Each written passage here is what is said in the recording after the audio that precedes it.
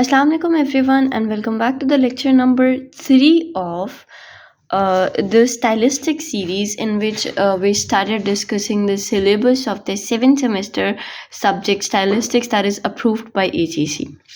Okay, so in this session we will be dealing with language variation and its functions. Like previously हमने discuss किया कि language जो है वो Michael Halliday के according language must have a function when it is being used. तो इस तरह से अगर हम अभी इस चीज़ को discuss करें तो इसमें हम ये कहेंगे कि language is always used in some context. This is the very basic thing कि हम context के बगैर language use करेंगे ही क्यों, ठीक है? What is used and said is how it is said is often the subject of circumstances. यानी कि जो कहा जाता है, जो यूज़ किया जाता है और how it is said और वो कैसे कहा जाता है. All this is the subject to the circumstances. ठीक है? Circumstances की बेस पे ही हम चूज़ करते हैं कि हम किसी चीज़ को किस तरह से प्रेजेंट करेंगे. We adjust language according to the nature of context of the situation. ठीक है, हम language को context of the situation के according observe करते हैं या use करते हैं and for this purpose we have different type of languages. ठीक है, और in different type of languages को हम क्या कहते हैं? Varieties of language, which is the main topic of our today's lecture. Okay तो वेराइटी ऑफ लैंग्वेज का कॉन्सेप्ट आई होप यहाँ पे क्लियर होता है कि हमारी जो लैंग्वेज की वेराइटी है जो कि हम as per this situation as per the circumstances use करते हैं उसको हम वेराइटी ऑफ लैंग्वेज कहते हैं. ठीक है, मूविंग फॉरवर्ड इंग्लिश में हमारे पास डिफरेंट वेराइटीज़ ऑफ लैंग्वेज हैं जिसमें ओल्ड इंग्लिश है, ब्रिटिश इंग्लिश है, ब्लैक इंग्लिश है, लीगल इंग्लिश है, साइंटिफिक इंग्लिश है. ये सारी की सारी हमारे पास क्या हैं? इंग्लिश की वेराइटीज़. ठीक हो गया. और उसके बाद हम ये कह सकते हैं कि हम ये कह सकते हैं कि there is no homogeneous English language. कि लैंग्वेज हमारे पास होमोजेनस का मतलब होता है एक ही तरह की, कि हमारे पास एक ही तरह की इंग्लिश लैंग्वेज नहीं है. ठीक है, ऊपर वाली सारी लैंग्वेजेस को जिनको हमने यहाँ मेंशन किया हम ये कह सकते हैं कि वो डिफरेंट रोल प्ले करती हैं. ठीक है, अब ये इंपॉर्टेंट चीज़ है कि different varieties of language place different roles. अब वो रोल्स क्या हैं? That can be ideational referential function, जिसमें हम क्या करते हैं कि हमारा जो राइटर है या जो भी यूज़र ऑफ लैंग्वेज है उसका एक्सपीरियंस कैसा है रियल वर्ल्ड में, including his inner on consciousness, कि उसका आउटर वर्ल्ड के साथ एक्सपीरियंस कैसा है जिसमें वो अपनी इनर फीलिंग्स को भी इंक्लूड करेगा. ठीक है, पहला फंक्शन किसी भी लैंग्वेज यूज़ का ये हो सकता है. दूसरा होता है टेक्सचुअल फंक्शन, जिसमें हम क्या कहते हैं कि function as making links within the text with the features of immediate situation. यानी कि हम within the text link create करते हैं. ठीक है, टेक्स्ट के अंदर हम different linkage create करते हैं with the help of helping verbs, with the help of forms of verb and all that stuff. और तीसरा फंक्शन इसका हमारे पास आ जाता है इंटरपर्सनल या सोशल एक्सप्रेसिव फंक्शन. यानी कि हम किसी ए या बी इनके बीच में जो कम्युनिकेशन हो रही है हम इस फंक्शन को इंटरपर्सनल फंक्शन बोलेंगे. यानी कि दो लोगों के बीच में होने वाली कॉन्वर्सेशन को we would say as interpersonal या फिर सोशल एक्सप्रेसिव फंक्शन.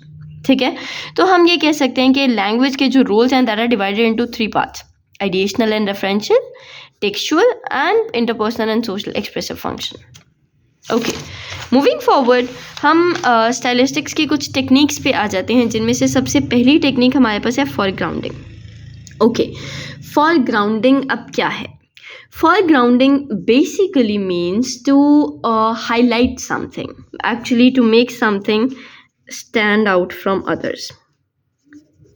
ठीक है, इसमें हम ये करते हैं कि हम किसी चीज़ को इस तरह से प्रेजेंट करते हैं कि वो दूसरों से डिफरेंट हो, कि वो दूसरों से डिफरेंट शो हो हम. ठीक है, उस तरह से हम उसको प्रेजेंट करते हैं. अब ये टेक्निक जो है वो फॉर्मलिस्ट के पॉइंट ऑफ व्यू पे बेस्ड है. फॉर्मलिस्ट कौन लोग होते हैं? जो ये कहते हैं कि we study based only on form. Form का मतलब है विजुअल फैक्टर्स. जो एक टेक्स्ट में विजुअल फैक्टर्स हमारे पास हैं, फॉर्मलिस्ट ये कहते हैं कि हम सिर्फ उन्हीं की बेस पे स्टडी करते हैं. ठीक है, and it defamiliarises the writer's point of view. ठीक है, अब ये बहुत इंपॉर्टेंट पॉइंट है क्योंकि स्टाइलिस्टिक्स में हम क्या कहते आए हैं कि हमें उसमें कॉन्टेक्स्ट की ज़रूरत पड़ती है. ठीक है, उसके बाद point of view of writer की ज़रूरत पड़ती है, उसके बाद उसमें हमें सिचुएशन की ज़रूरत पड़ती है. ठीक है, लेकिन ये जो फॉर्मलिस्ट थे ये कहते थे कि हम सिर्फ और सिर्फ फॉर्म की बेस पे स्टडी करेंगे. ठीक है। और अकॉर्डिंग टू द फॉर्मलिस्ट, इनको मैंने यहाँ मेंशन भी किया है, we do not need any stylistical elements to do the analysis. अब स्टाइलिस्टिकल एलिमेंट्स कौन कौन से थे? फील्ड, प्रोफेशन, सब्जेक्ट, ग्राउंड, ये सारी चीज़ें स्टाइलिस्टिक्स में आती थी, ठीक है। तो वो कहते हैं कि हमें कोई भी स्टाइलिस्टिकल एलिमेंट की ज़रूरत नहीं है in order to analyse a text, ठीक है। We only analyse based upon the form of the text which means formalism, ठीक है। स्टाइलिस्टिकल, लेकिन ये चीज़ हमारे पास गलत साबित हो गई, क्योंकि स्टाइलिस्टिकल एनालिसिस में हम सिर्फ और सिर्फ फॉरग्राउंडिंग की बेस पे तो एनालिसिस नहीं कर सकते ना। हमें एनालिसिस करते हुए राइटर की बायोग्राफी को भी ध्यान में रखना है, राइटर का एरा और टाइम जोन को भी ध्यान में रखना है, टेक्स्ट और राइटर को भी ध्यान में रखना है, और आइडियोलॉजी को भी ध्यान में रखना है। These 4 points must be mentioned when you are analyzing a text. तो अगर हम ये फॉर्मलिस्ट थियरी की बात करें तो फॉर्मलिज्म इस वजह से रिजेक्ट हो गया, ठीक है। अब ये जो फॉर ग्राउंडिंग है, ये हमारे पास दो चीज़ों में डिवाइडेड है। Number 1 is parallelism, number 2 is deviation. पहले तो फॉर ग्राउंडिंग जो आई होप कॉन्सेप्ट क्लियर है, लेकिन मैं एक दफ़ा रिपीट कर देती हूँ इस चीज़ को कि फॉर ग्राउंडिंग का मतलब होता है to make something stand out from rest of the text, ठीक है। अब किसी टेक्स्ट में एक पोर्शन को आपने हाईलाइट करना है तो वहाँ पे आप फॉर ग्राउंडिंग का कॉन्सेप्ट यूज़ करोगे। इसमें हमारे पास पैरेललिज्म आती है और डेविएशन आती है। पैरेललिज्म में हमारा मतलब होता है कि we are using two things at the same time, मतलब पैरेलली हम यूज़ कर रहे हैं उन चीज़ों को, ठीक है। फॉर एग्जाम्पल हम कहते हैं इट इज़ लाइक, एक स्टेटमेंट हम ले लेते हैं कि लीव इज टू ट्री, ठीक है, एंड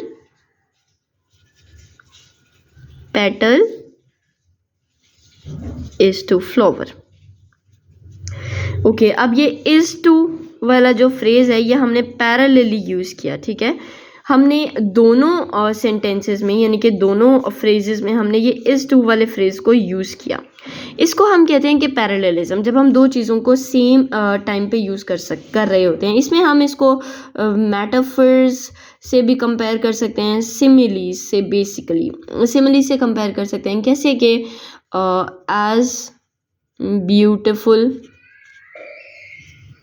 एज मून, ठीक है। तो ये हम सिमिलीज से कंपेयर कर सकते हैं, इसमें हम पैरेललिज्म एज को यूज़ कर रहे हैं, ठीक है। ओके, उसके बाद आ गया डेविएशन। डेविएशन का मतलब होता है to deviate. This is very clear कि डेविएशन मीन्स टू डेविएट। और जब हम डेविएट करते हैं किसी चीज़ से, उसमें हमारा मकसद क्या होता है कि हम इंटेंशनली, बेसिकली ना, इंटेंशनली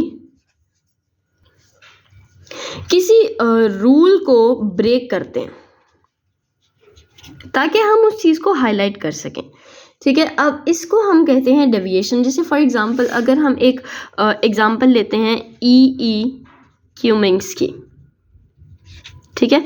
ई क्यूमिंग एक ऑथर का नाम है। अब इसमें हमें प्योर डेविएशन दिखाई दे रही है because this word is small. जब ये चीज़ स्मॉल लिखी हुई है तो हमें इस चीज़ से पूरा क्लियर है कि it is deviation from the rules.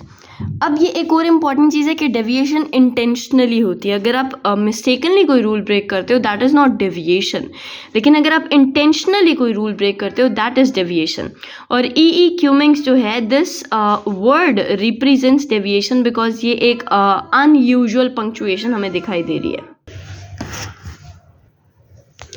Okay, तो आज के लेक्चर में इतना ही, and we will be dealing with all the other points in the next session for sure. और अगर आपका कोई भी क्वेश्चन है, कोई भी क्वेरी है, you can comment down below and I will try my best to answer all the questions you have. Stay safe, bye bye, see you in the next video.